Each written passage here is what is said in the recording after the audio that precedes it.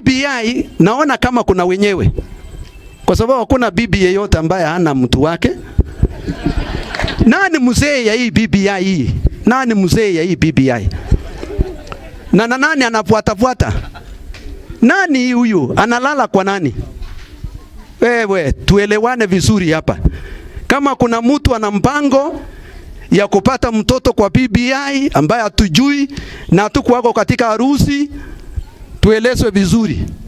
Lakini mambo ya kuvuruka wananchi na kusema mambo na tuelewi sana, hapana. BBI ikiwa ni BBI ya raia ya kubatilisha nchi hii iwe nchi ya amani, tuongee na tuachilie raia waongee.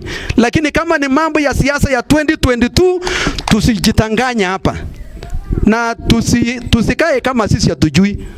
Ni interest. Politics is about your interest.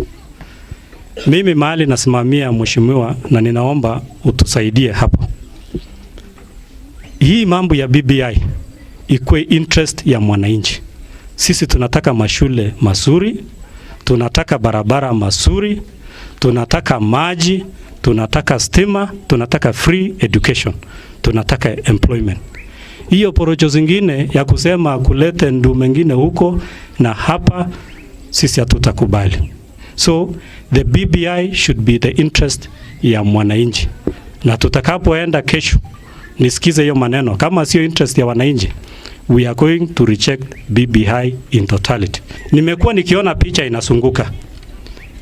Kenyatta amekaa hapa. Kenyatta ambaye ni president yetu amekaa chini. Kibaki amekaa hapo. Alafu sijui Moi alikuwa hapo. Na hao wote watano kwa hiyo picha ndio wana control nchi, wamekuwa ma president.